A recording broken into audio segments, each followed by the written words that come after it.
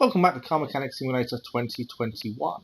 We are back after a little enforced break and where we ran out of uploaded videos, but we're back today with our first video back in Car Mechanic Simulator. Today we're looking at the Hinata Moon MK2. We're going to rebuild the car to 1-star standard.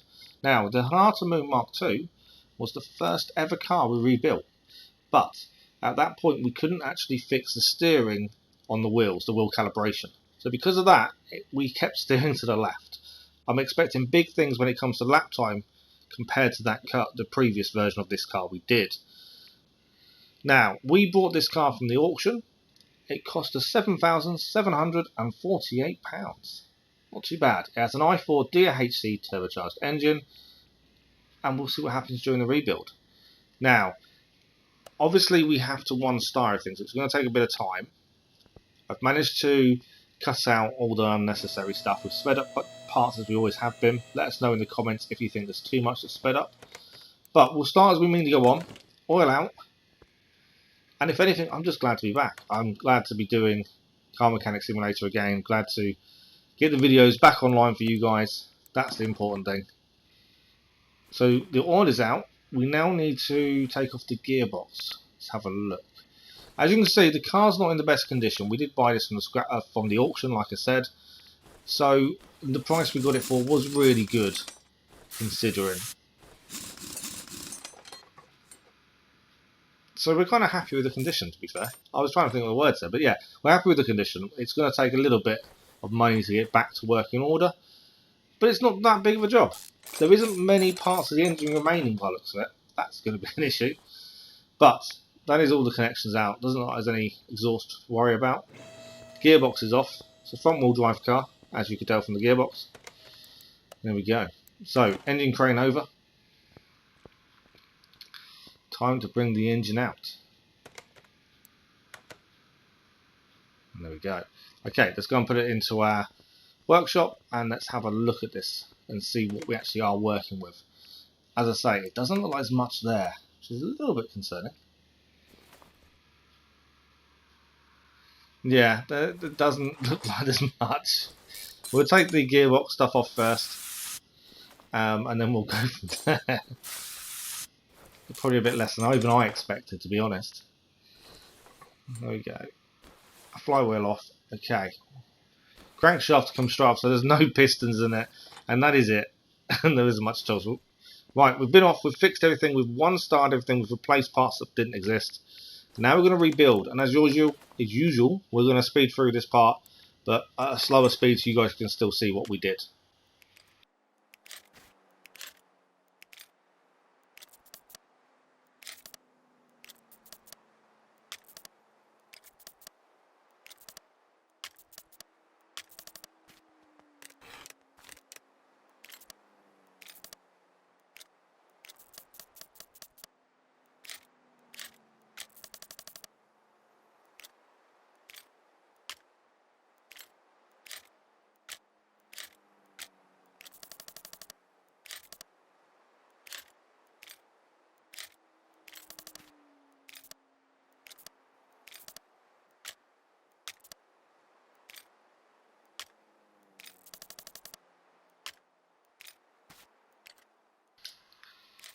So last few bits to go on now. We just have the clutch release bearing, and I believe that is everything.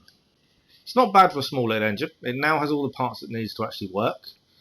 Completely different to what we had when we first received it, admittedly. I think it looks alright. It's not the most powerful engine, but the turbocharger does help with some of that loss of power, so that's important. Right. Next job, we have to take apart the suspension and the braking systems, and we will speed up the taking them off. The majority of it is actually here. We haven't lost as much as we did as the engine, so that's a plus. Hopefully we can fix the majority as well. And we'll come back once everything is off the car. See you shortly.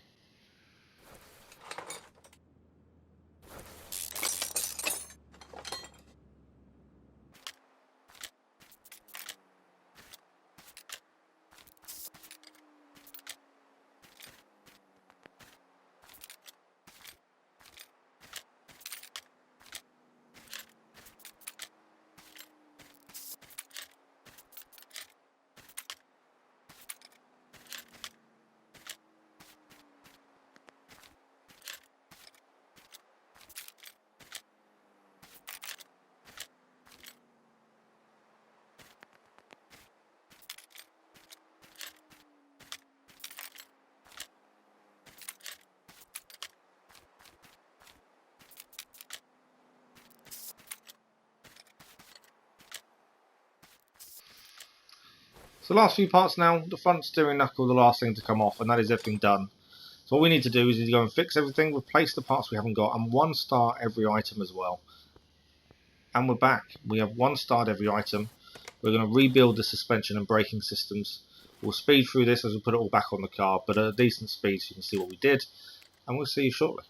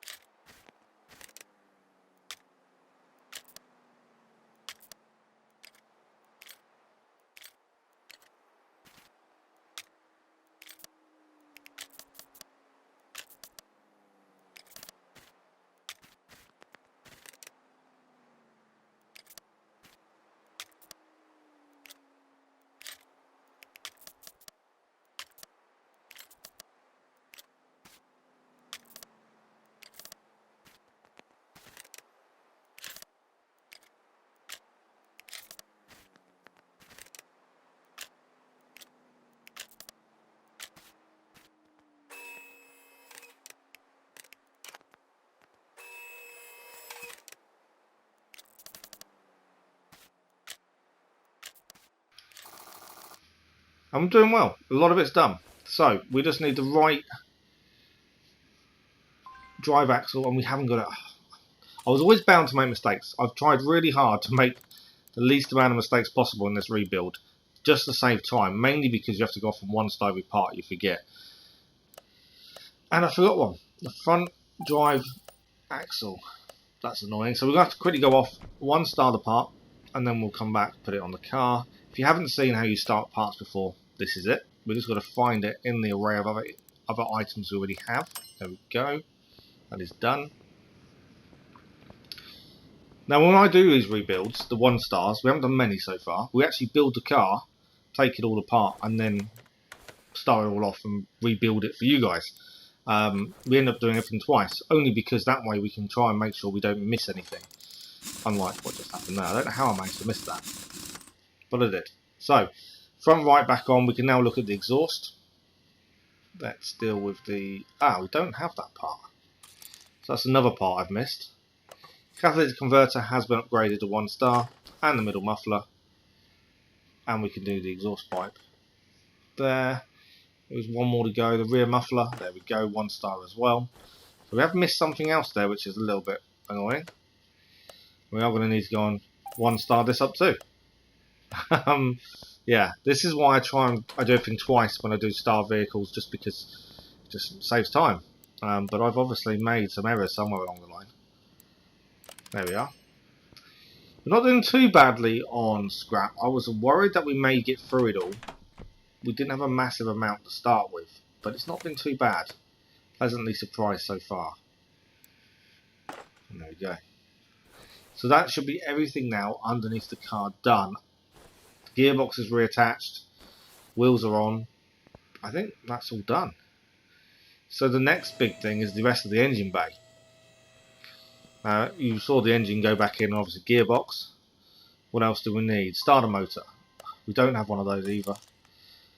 Turbocharger. We don't have one of those either. This is getting silly, isn't it? I tried my hardest to make sure I had everything done to speed things up, and I've messed up on more than enough items that I shouldn't have done. Okay, as you can see, the liquid holders have all got 1-star. The ECU is 1-star. Radiator, 1-star. Let's do the housing.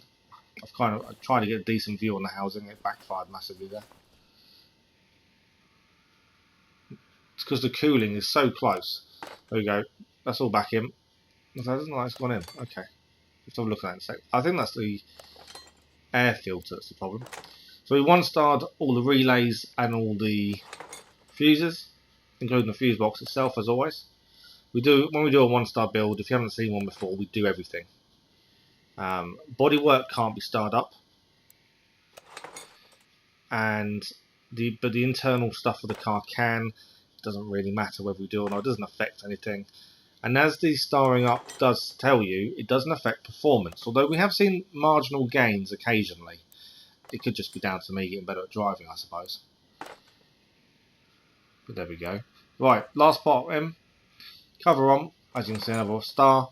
Perfect. Air filter time. So the base, the actual air filter itself, and then the top. It's nice. It's an unusual shaped air filter, this one. I think it's because of the turbocharger. And that's why it looks like the way it does. Battery in, that's 1 star as well. And we've got our brake servo, and our ABS pump, and ABS module. Now, is there anything else, or is it just... I think it's just the items we haven't done. So turbochargers in the main shop. The starter motor, I forgot about, is in the electronics. So there we go. We need to go and start these up as well. 2 more parts to be done. There we go. Round the corner into our little crafting area, and we will get those start up. At least it's not a mini game to start up. It is literally press the button and move along. It's so easy, those double star things, and we don't want to be doing that, because that will cost us time and money and scrap. Starter motor back on now. There we go. And our turbocharger, which is the important part of the whole thing, in place. We are looking good. So, last thing we need to do, we need to fill up the actual liquids, and then we're on to the bodywork. Now, sometimes we've done the bodywork and at least taken it off before now. I don't know why I didn't. I just decided to do it last. I don't know. It just made a bit more sense that way.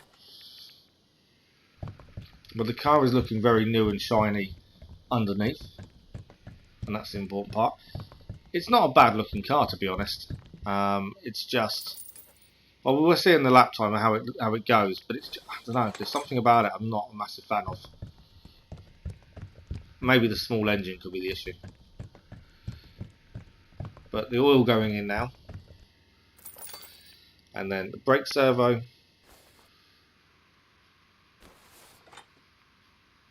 There we go, and that should be it. Now, for those eagle-eyed among you who may have spotted the error, we have made a small one. It's nothing major. We actually do figure it out before we go to the racetrack. We haven't refilled the power steering liquid. So because of that, you haven't seen us put anything in it. We do it. It is done just before we go to the racetrack, mainly because the racetrack won't allow us to go there until we've done it. But if you spotted it, well done. 10 points. Now, steering wheel off, we're going to take the internals out. Nice and simple. And let's continue taking all the bodywork and everything off. There's not too much bodywork here to take off, to be fair. There's not a glass missing, panels. Although this will look 10 times better the minute we weld it. It always does. The welding does miracles on cars. So the glass obviously can't be fixed, so we're going to have to replace a lot of that. It's going to cost us a little bit, I think. Let's get the welding torch out and get this welded. And this will cost us £900 to weld. That's not bad. I'm not sure how it determines all the money per each car, because it does change per car. But it's not bad. Right, we're going to go off once we pick up the last headlight, fix everything, start up the internals, and we'll be back in a second. And there we are. We just got back from starting up what we needed to. Let's rebuild the outer shell of this car. So we have the front bumper first, license plates back on, brand new ones, nice and shiny. You'll see the parts we fixed compared to the parts we bought. Parts we fixed will be the colour they were, white, and the parts we had to buy will be black. If they're from the warehouse, they may be completely different colours altogether. You will see as we go round. The other thing of these as well is the little mini mirrors, mini windows that you see around the car. They're frustrating because you can miss them so easily. Okay, let's put the seats in before we put the door on.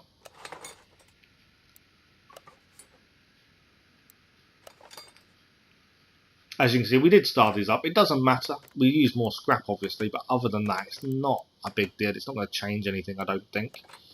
So, door back on. Mirror back on. Glass back in for the door, and then we've got a wing mirror. Perfect. It's looking a lot of new parts compared to old parts here, which is never a good sign in terms of your profit. Rear bumper, though, back on now. We've got our trunk. There we go. Window for the trunk as well. Number plate. Left rear lights. Then we've got the small window again.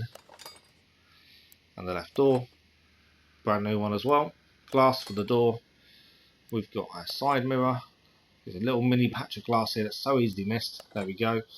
And we have a left fender. So that is a car fixed and ready to go. So we're going to go off and paint it, and we'll bring you back to see what we've created. Here we are.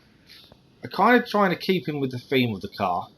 So I picked one of the vinyl patterns that it has and went from there. I was going to say my son did this, but actually I picked the outlandish colours, to be fair. I don't know, I just did something I thought might suit it. So there we go. So, time for the racetrack. Now, this is our 5th and final lap. We got close to a good time last lap, a 1:55.918. This time, this is our best lap of 5, the last one, our final improvement. You can definitely see the improvements over time. There was a little bit of a blip between lap 3 and 4, but we definitely improved on the 4th lap and now the 5th. The one big thing I will say about this car, it lacks acceleration horrendously. Turbocharge is all well and good, but there's no oomph behind you. And when you've got the long straight of the racetrack, after coming out of the corner, it struggles to get up to speed so much. I don't think that's going to be a massive issue on the high speed track, but around the racetrack it is slowing us down. But so far, nice and tidy. Seems fairly good on the brakes, fairly stable. Yeah, there's nothing untoward other than its slow acceleration. Probably be my only real criticism of the car.